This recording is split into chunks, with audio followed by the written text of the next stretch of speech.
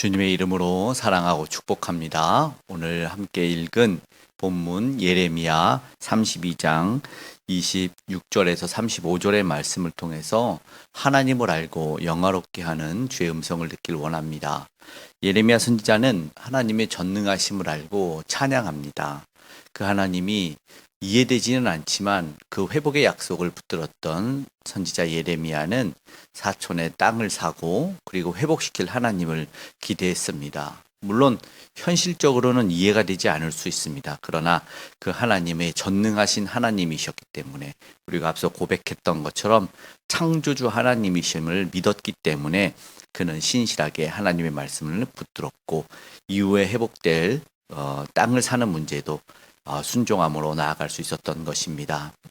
본문은 하나님의 그 사랑이 피조물에게 전달되어지고 하나님에게 고유한 속성인 그 비공유적인 하나님의 전지전능하심을 보게 됩니다. 이러한 하나님을 우리가 알게 된다면 하나님을 더욱더 찬양할 수가 있게 되겠지요. 하나님이 어디다 계시든 무소부재하신 편재성과 모든 것을 알고 계시고 능력 있으신 전지전능하심, 그리고 하나님만이 가지고 계셨던 그 놀라운 자존성과 독립성, 불변하심, 무한하심, 그런 하나님의 속성을 알게 되고 또 그 인류에게 인생에 행하신 하나님의 은혜와 자비를 깨닫게 된다면 모두가 그 공의의 하나님, 정의의 하나님, 그 놀라우신 은혜 하나님으로 말미암아 슬픔과 탄식이 아닌 기쁨과 감사의 찬양과 기도를 올릴 수 있을 것입니다. 그래서 예레미야도 그렇게 하나님을 찬양하는 것으로 볼 수가 있습니다. 오늘 본문 28절에서 이 32절의 내용, 예로부터 내 눈앞에 악을 행하였을 뿐이라는 그 한탄이 있지만 오히려 이 말씀은 멸망이 아니라 하나님께서 어쩔 수 없는 공의의 심판 속에서 회복을 이야기하고 하나님이 모든 것을 주관하고 계시는 분임을 고백합니다. 배경으로 살펴보았던 것처럼 이제 이스라엘은 시드기야 왕이 마지막 왕으로 1년 후면 이 바벨론에 의해서 완전히 패망을 하게 됩니다. 예레미야 성은 둘러싸여 있고 시드기야는 시위대들에 갇혀 있는 이 상황 속에서 절망이고 지금 비참한 상황이지만 그러나 그럼에도 불구하고 하나님이 다시 회복시켜 주실 것을 믿고 있는 것을 보게 됩니다. 무엇보다도 하나님이 이 모든 것을 주도하고 계시다라는 것을 보고 있는 것이죠. 그래서 이 고백 속에서 잘못된 죄악, 그 심판은 인생이 자초한 일이지만 그럼에도 불구하고 하나님은 그 자비하심으로 회복시켜 주실 것을 믿게 됩니다. 그런데 31절, 32절에 반복돼서 이야기하는 것은 이유와 원인이 그들의 죄, 그래서 하나님의 노여움을 샀다, 하나님의 분을 일으켰다라는 것이죠. 경노, 악, 노, 가증한 그런 표현들을 하면서 이렇게 이야기하고 있는데 독특한 것은 이 성을 건설한 날부터라고 이야기를 하고 있는 것을 보게 됩니다. 31절에 이 성이 건설된 날부터 오늘까지 나의 노여움과 분을 일으켰다. 참 아이러니하지 않습니까? 성전이 하나님을 위해서 하나님을 영화롭게 하기 위해서 건축이 되었는데 오히려 하나님의 건설된 날부터 노여움을 바랬다는 이해되지 않는 말씀을 하나님께서 하고 계십니다. 아이러니하죠. 목적이 사라진 겁니다. 너무나 안타깝습니다. 은혜를 달라고 복을 달라고 기도하고 있는데 오히려 심판이 임하는 모습이 있기 때문에 이해가 되지 않는 것이죠.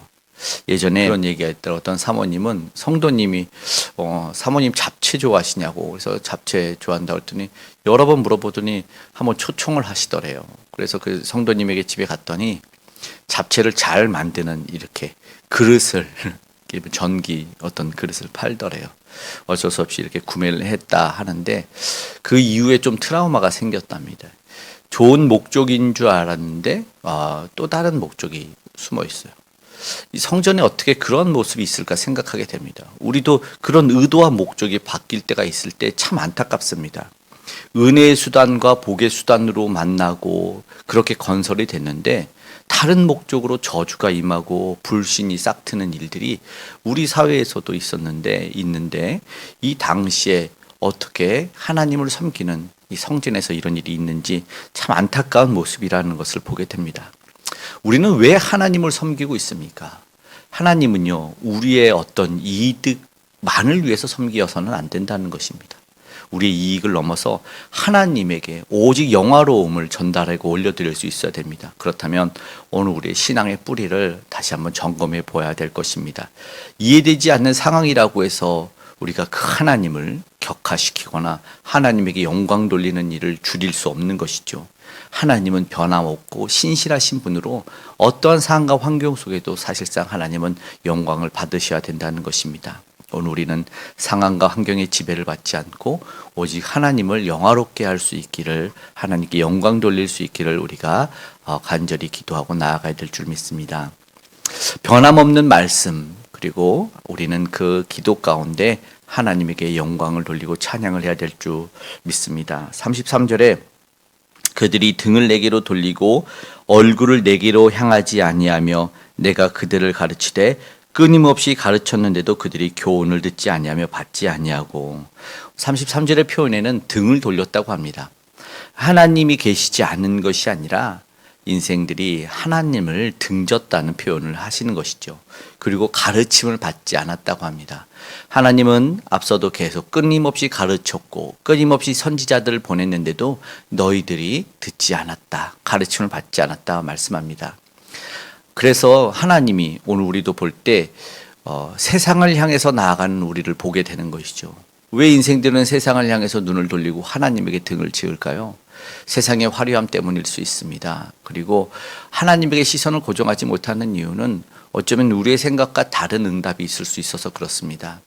빠르지 않기도 하고 기대했던 것과 다른 그런 응답으로 말미암아 하나님을 등지는 일들이 생깁니다. 그러나 그것이 훗날엔 반드시 복으로 임하는데도 불구하고 우리의 연약함 때문에 그러한 일들이 발생하는 것입니다. 그렇다면 우리가 다시 한번 순종을 점검해야 됩니다. 참된 순종은요, 상황의 환경에 따라서 이렇게 좌지우지 되어서는 안 된다는 것이죠. 쉽게 끓고 쉽게 식는 것이 순종이 아니라 신실하게 나아가는 것이 순종의 자세일 줄 믿습니다. 그렇게 될 때 이스라엘 백성처럼 구원과 복을 경험하게 되는 것입니다. 하나님의 신실하심을 보여주는 것이 오늘 본문의 하나님의 약속입니다. 34절, 35절 결국은 무슨 이야기를 합니까? 그들이 가증한 물건들을 세웠다라고 말합니다. 흰놈의 아들 골짜기 산당을 건축했고 명령한 것도 아니고 마음에 둔 것도 아니다, 이렇게 말씀하며 하나님이 무슨 말씀을 하냐면 그들의 마음과 그들이 참되게 예배하는 곳에 가증한 것들, 하나님이 아닌 것들, 비신적이고 미신적인 것들을 치우기를 바라고 있습니다. 왜냐하면 그것은 죄가 되기 때문입니다. 하나님을 없애는 그 모든 죄를 없애기 위해서 오늘 우리도 점검해야 될 것이 바로 그것입니다. 오늘 우리의 믿음의 터전 가운데, 우리 교회 가운데 하나님이 기뻐하지 않는 것들이 있다면 그것들을 우리가 과감히 결단함으로 정리해야 될 줄로 믿습니다.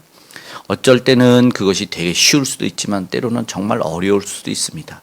그러나 중요한 것은 정말로 그것이 본질적인 것에 충실된 건가, 정말 본질을 벗어난 것은 아닌가라는 것을 점검하면 어려운 일이 쉬운 일이 될 수도 있을 것입니다. 그렇게 될 때 우리가 다시 한번 그 충실된 일이 무엇인지 말씀과 기도에 다시 한번 우리가 우리 신앙을 여미길 원합니다.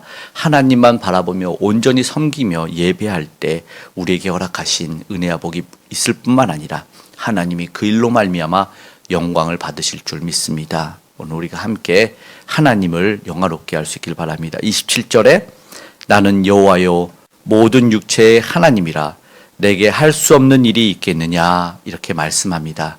하나님을 영화롭게 하는, 전능하신 하나님만을 높일 수 있는 우리의 복된 인생 되시기를 주님의 이름으로 축복합니다. 아멘. 기도하겠습니다. 사랑의 아버지 하나님, 고맙고 감사합니다. 우리의 인생 가운데 하나님만을 영화롭게 하기를 원합니다. 우리의 죄악과 탐욕과 우리 아버지 연약함으로 인해서 하나님을 등지고 멀리했음을 용서하여 주시고 다시 한번 하나님의 말씀 속에 아버지 우리의 믿음의 터전 가운데 하나님만을 높이며 영화롭게 하는 삶이 되기를 원하오니 도우시고 함께하여 주시옵소서. 또 하루의 한 주가 시작됩니다. 죄 믿음의 백성들과 동행하셔서 아버지 하나님의 은혜를 체험하여 아버지 강건케 하시고 모든 사고 안전에서 지켜주시고 모든 병막 가운데 강건하게 붙들어 주시길 원합니다. 힘 주시고 은혜를 더하여 주시옵소서. 아픈 이들 나음 받기를 원합니다. 세계 열방 가운데 예수 그리스도를 아는 복음이 다시 한번 편만하게 들려지길 원하며 무엇보다 하나님에게 돌아오는 역사가 일어나게 하여 주시옵소서. 이 귀한 생명의 복음 들고 나아가는 우리 믿음의 식구들, 귀한 선교사님들과도 함께 해주시길 원하오니 역사하여 주시옵소서. 세계 열방의 아버지 하나님, 기근과 전쟁 테러가 그치길 원합니다. 특별히 북녘의 우상에 아버지 하나님, 그 두려움이 우상들이 무너져 내릴 수 있도록 주여 도와 주시옵소서. 오늘도 믿음의 백성들과 동행하시되 특별히 다음 세대 귀한 영혼들과 함께 하셔서 은혜 가운데 저들을 붙들어 주시고 성장시켜 주시옵소서. 우리의 기도에 응답하시고 함께 하셔서 우리 믿음의 가정과 사랑하는 이들 가운데 주의 은혜가 아버지와 전달되고 복음의 능력으로 날마다 은혜와 회복이 있게 하여 주시옵소서. 오늘도 주님께 드리는 간절한 기도의 제목에 응답하여 주실 줄 믿으며 고마우신 예수님의 이름으로 기도드리옵나이다. 아멘.